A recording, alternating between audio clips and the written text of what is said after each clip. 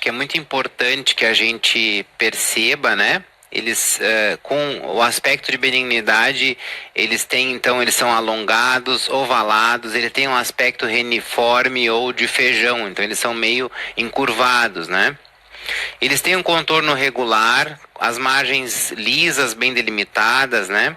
Eles têm um córtex hipoecogênico e um hilo ecogênico. Esse hilo ele tem gordura e vasos, então por isso que ele é mais ecogênico e ele tem uma textura homogênea. Então ele é bem, se define muito bem o que é o hilo dele e o que é a região cortical dele. A cortical apresenta uma espessura regular, sem áreas de espessamento e sem nodulações, né? Ao Doppler a gente percebe então um fluxo hilar ou central com distribuição uniforme.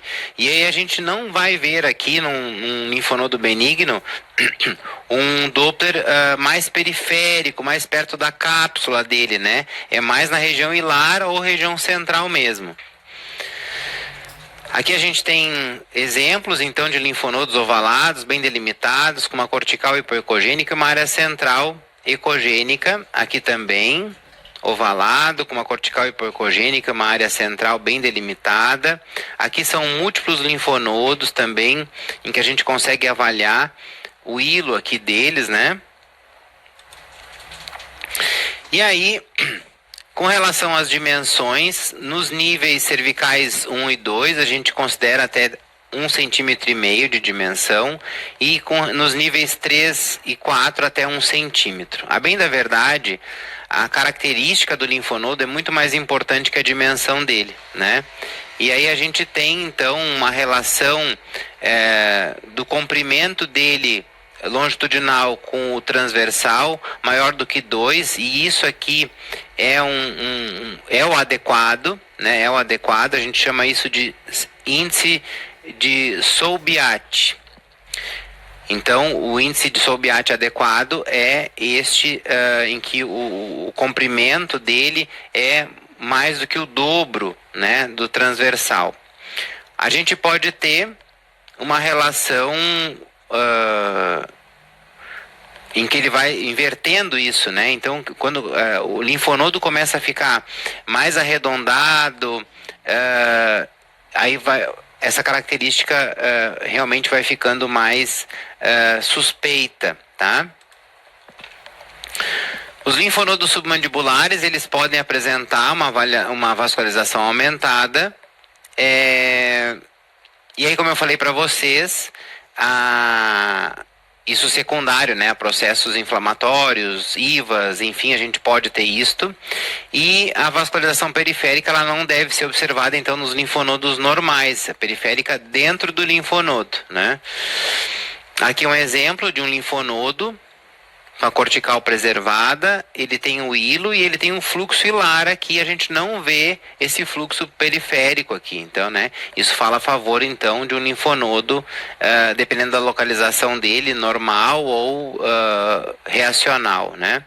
Os linfonodos reacionais, eles são muito comuns em crianças, eles podem ter um volume normal ou aumentado, né. E aí, então, para um linfonodo ser reacional, ele não precisa ser uma linfonodomegalia. Ele pode ter um tamanho normal e ele ser reacional a um processo inflamatório ou infeccioso. E quando a gente fala reacional, a gente está inferindo benignidade, né? E aí, então, persiste o padrão hilar ao Doppler. Quando a gente tem uma periadenite, né? Isso a gente pensa em etiologia bacteriana, ou seja, quando a gente tem um linfonodo aumentado de volume, com um fluxo hilar, né? O hilo mais difícil da gente ver, é um hilo mais apagado, não tem uma preservação de hilo, e ele tem uma hiperecogenicidade adjacente a ele, a gente pensa em alguma coisa bacteriana.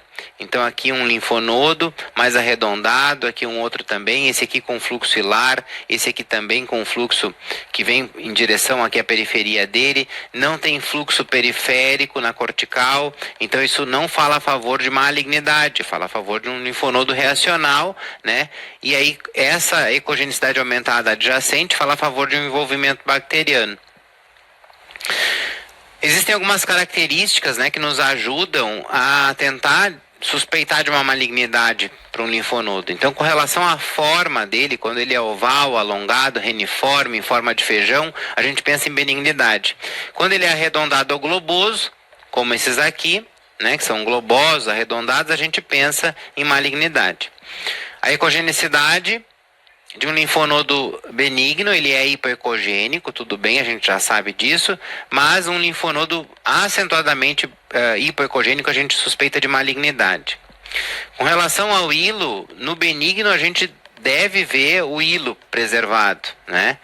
E no maligno a gente vai ver uma ausência desse hilo, ou um hilo fino, ou eventualmente até excêntrico. Então, conforme o córtex vai abaulando, aumentando, ele pode então rechaçar o hilo para um canto e o hilo fica excêntrico. Então, de maneira que de um lado todo do linfonodo ele fique alterado, né? Porque é por ali que ele recebe as células inflamatórias e as células malignas, é pela cortical dele, então ele vai alterar primeiro a parte cortical e ele pode então rechaçar, deixando o hilo de maneira excêntrica, e isso é suspeito de malignidade. Aqui, então, falando especificamente da malignidade, então os linfonodos eles perdem o aspecto, o formato elíptico, né? Eles podem então ficar arredondados, e aí é muito suspeito, eles conglomerados. Aqui, ó, a cortical abaulada aqui, mais espessada aqui do que aqui, isso é suspeito, uma cortical irregular, aqui também abaulada, rechaçando aqui o hilo, né? Então é muito suspeito, né? Tanto os nódulos linfonodos conglomerados, muitas vezes confluentes, né? O aumento da hipoecogenicidade ou eventualmente até anecóicos, né, e também é bastante suspeito. Eles podem ter áreas anecóicas, de fato, áreas císticas, isso também é suspeito de malignidade. Quando ele perde o hilo ou fica obliterado, né, ou seja, ele pode ter aí 50% de chance de malignidade. E áreas de espessamento ou nodulação cortical é muito suspeito, tá? Com relação à presença de calcificação, quando a gente tem calcificação no nódulo, pode ser focos de hiperecogênicos, né? Isso sugere malignidade. Então, as microcalcificações, elas são muito sugestivas de metástase de carcinoma de tireoide. Existem outros tipos de tumores que podem metastatizar e dar esse aspecto também, que seria um carcinoma espinocelular, ou SEC, né? O linfoma tratado pode dar esse aspecto. Adenocarcinoma de mama e de pulmão. E também calcificações, macrocalcificações, inclusive às vezes com áreas císticas, podem ser doenças granulomatosas, principalmente a tuberculose, né? A gente pode ter a sarcoidose, histoplasmose e a blastomicose também dando calcificações. Então a gente tem que relacionar isto com a clínica do paciente e com um procedimento aspirativo, tá?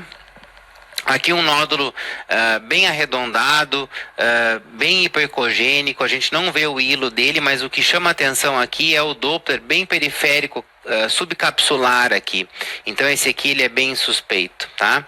Aqui também tem um Doppler periférico, cortical, ele não tem esse formato ao redor, não é? Mas ele tem um envolvimento do fluxo periférico, ele também é suspeito aqui. Aqui também, ó, semelhante ao anterior, um fluxo periférico. Aqui também, ele tem um fluxo periférico e tem um fluxo capsular. Aqui um fluxo totalmente desordenado, né? Totalmente caótico. Então isso aqui é um nódulo, um linfonodo mais do que suspeito. Aqui não se vê o hilo, né? Tem também aqui, ó, esses focos hiperecogênicos, essas microcalcificações, então ele é muito suspeito, e aqui totalmente hipervascularizado, heterogêneo, mais arredondado, também bastante suspeito. Esse aqui, só voltando aqui um pouquinho, parece que tem uns focos aqui hiperecogênicos, né? Isso é suspeito também. O carcinoma de tireoide, o papilífero de tireoide, né? Então a gente pode ter um conteúdo hiperecogênico nesses linfonodos, né? Então, áreas hiperecogênicas, né? E aí a gente pode, além da citologia oncótica nessa PAF, para procurar aí, então, célula tireoidiana nesse linfonodo, né? Então isso é uma metástase, né? A gente pode fazer a dosagem da tireoglobulina, porque o linfonodo ele não produz tireoglobulina, né? Então quando a gente encontra aí célula tireoidiana com produção de tireoglobulina, fala a favor de um papilífero, que é o mais comum deles, né? Se a gente encontra aqui, por exemplo, uma dosagem de calcitonina positiva e ele tem célula relacionada ao carcinoma medular, então fecha como metástase medular, né? E aí, pessoal, uma coisa muito importante, o item que vocês não podem ir para a prova sem revisar, e eu acho que isso aqui é o mais importante, são os níveis linfonodais cervicais, né?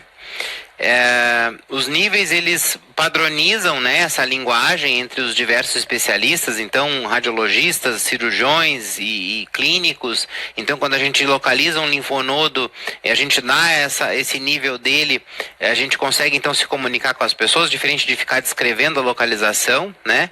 E aí então facilita nossos relatórios, né? E aí a gente tem 7 níveis cervicais, né? O nível 1, que ele é submandibular e submentoriano. O nível 2 é jugular superior, se divide em 2A e 2B. O nível 3, que é o jugular médio. O nível 4, jugular inferior. Nível 5 é o triângulo posterior, né, que se divide em 5A e 5B. Nível 6 é o compartimento anterior ou central da região cervical e o nível 7 mediastinal superior. É muito importante vocês revisarem todos os níveis, mas se atentem ao 5A e B e ao 2A e 2B. O nível 1 também se divide em 1A e 1B, não é? Então, esses níveis, os níveis 1, eles são submandibulares e submentonianos. Eles estão abaixo do músculo milioide e acima do ocioide. Então, o ocioide está aqui. Anterior à borda posterior da glândula submandibular. Então, a glândula submandibular está aqui. Os dois estão anteriores à glândula submandibular. Aqui nesse outro esquema, é importante a gente ver vários esquemas, porque às vezes um está mais didático que o outro, né? Então, o que divide o nível 1A do nível 1B são os ventres anteriores do músculo digástrico, né? Então, o 1A ele está entre os dois ventres anteriores, né? O que divide ele, direito e esquerdo, é a linha média, né? E aí aqui a gente pode chamar também de submental, né? Tá bem abaixo do mento. O nível 1B, ele está lateral aos ventres anteriores, né, do digástrico, até a borda posterior da submandibular. Então a glândula submandibular está dentro do 1B, né? E isso pode ser uma questão. Então aqui uma região bem submandibular mesmo, né? A gente pode ter então lesões de linfonodos alterados nesses níveis, então relacionados, né? Há lesões de cavidade oral, assoalho de boca, porção anterior da língua, lábio inferior e glândula submandibular. Então esta é a preferência de drenagem para esses níveis. Os níveis 2A e 2B, a gente tem então a cadeia jugular superior, né? Então a base do crânio até a borda inferior do ióide. Então a gente tem aqui, ó, o limite é o ióide, é um limite muito importante. Então da base do crânio até a borda inferior do ióide.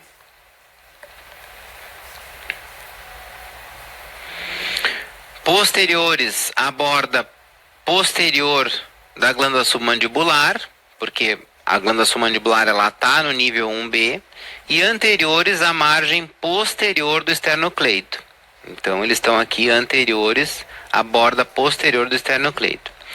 O 2A ele é anterior, medial, lateral ou posterior à veia jugular interna, né? Então ele está em contato com a veia jugular interna. O 2B, ele é posterior à veia jugular interna, separado por um plano de gordura. Então a gente não é uma coisa, é um limite tênue, né? Então assim, a jugular a veia jugular interna está aqui e o 2B a gente só considera quando está posterior aqui à veia. Então a veia, os limites dela, anterior, medial, são o 2A, né? Desde que é acima do ocioide. Então, o que drena para essa região, né, pessoal? A gente tem aqui os linfonodos jugulogástricos, que são os maiores, né? No linfonodo são os que mais chamam atenção aqui nessa região. Então, o que drena para essa região? Cavidade nasal e oral, hipofaringe, orofaringe, nasofaringe, laringe e glândula submandibular também. O nível 3 é a cadeia jugular média. Ele tem relação com a borda inferior do ocioide, a borda inferior da cricoide. Então, revisando, né? Ele está aqui, ó. A borda, o ocioide está aqui, ele tem a relação com a borda inferior do ioide até a cartilagem cricoide que está aqui. O limite medial é a borda lateral da carótida comum. E aí, o que drena para essa região? Lesões de cavidade oral, nasofaringe, orofaringe, hipofaringe, laringe. Então, esse esqueminha aqui está bem didático. Vamos revisar aqui, ó. 1A é medial ao ventre do músculo digástrico. 1B envolve aqui a submandibular, o limite dele aqui é o contorno posterior da submandibular. O limite do 2A e do 2B é o contorno posterior da veia jugular interna, né? E aí o limite superior aqui é a base do crânio e aqui é a borda inferior do ocioide. E aqui do ocioide para baixo até a cartilagem cricoide é o 3. O 4, ele é a cadeia jugular inferior, né? Então da borda inferior da cartilagem cricoide até as clavículas. E o limite medial é a borda lateral da carótida comum, o limite lateral é a borda posterior do esternocleido e drena para essa região lesões de hipofaringe, esôfago cervical, laringe e tireoide. Os níveis 5A e 5B. A gente tem aqui, eles são situados no triângulo posterior, né? Então, posterior a borda posterior do esternocleido. Então a borda posterior do esternocleido é o limite, né? Então um triângulo posterior aqui. Eles estão anteriores e laterais à borda anterior do músculo trapézio. O trapézio está lá para trás, né? Então eles estão anteriores e laterais. E aqui o esternocleido. Então o 5A e 5B é nessa região. Superiormente à clavícula, né? Então eles estão aqui, ó. Triângulo posterior. Eles estão na frente do trapézio, atrás do esternocleido, superior à clavícula. E o que divide em A e B, né? O que divide A e B é o limite da cartilagem cricoide. Então a cricoide, a borda inferior dela é muito importante, porque ela divide o limite do 3 e do 4, o 5A e 5B, tá? E aí o 5B vai até a borda aqui da clavícula. E aí o que drena para essa região? Nasofaringe, orofaringe, mais assim para 5A, né? Glândula tireoide para 5B e couro cabeludo para a região posterior. O nível 6 é um nível importantíssimo, onde a gente tem a maior parte das metástases, né, de neoplasias de tireoide. Então ele é um compartimento anterior e central, pré-traqueal, paratraqueal, pré-cricoidiano e peritireoidiano, né? Então a região bem central ele envolve todas essas estruturas, né? Ele fica entre as bordas mediais das artérias carótidas, né? Da borda inferior do ióide, aqui está o ocioide, da borda inferior dele, até a superior aqui do manúbrio. Então, do manúbrio até o oceoide, toda essa região é nível 6 e a tireoide está dentro do nível 6, né? Então, o que drena para essa região? Lesões de tireoide, de laringe, então glótica e subglótica, ápice dos seios piriformes e o esôfago cervical. E por fim, o nível 7, que está aqui embaixo. Então ele é mediastinal superior. A gente tem que insonar angulando aqui nessa região e é muito importante. Aqui também a gente tem a possibilidade aqui de lesão secundária nessa região, né? Então, deve ser rotina, quando a gente examina a tireoide, a gente avaliar a região da fúrcula, né, que seria o nível 7. Então a gente passa pela linha média, nível 6, e chega até no nível 1A e 1B. E aí, por fim, a gente avalia o 2, o 3, o 4 e o 5. Né?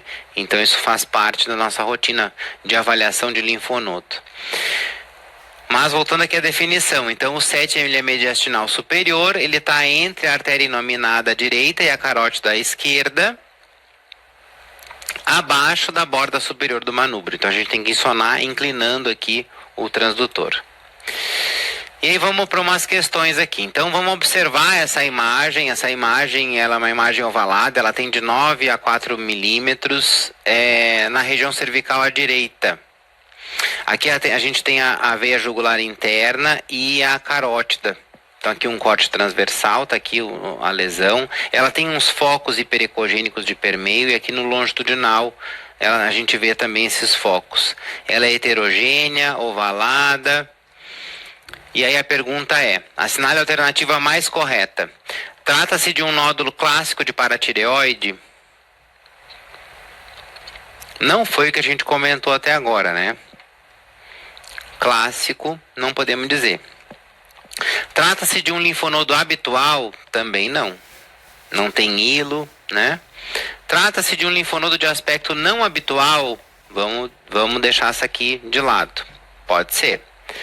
Lesão não puncionável, devido à localização desfavorável posterior à veia jugular.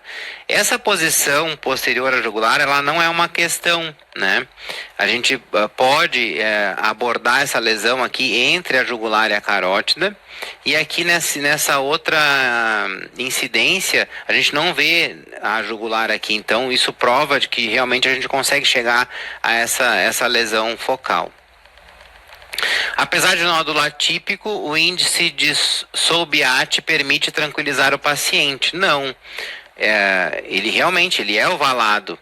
Teoricamente essa característica não está comprometida, mas isso é o menos importante, né? O que a gente tem que avaliar aqui é que é um nódulo heterogêneo, a gente não vê o hilo dele e ele tem focos ecogênicos. Então, até prova o contrário, isso aqui é uma lesão e a suspeita é de lesão metastática de fato. Então, ele é um linfonodo atípico e a indicação é de biópsia mesmo, tá?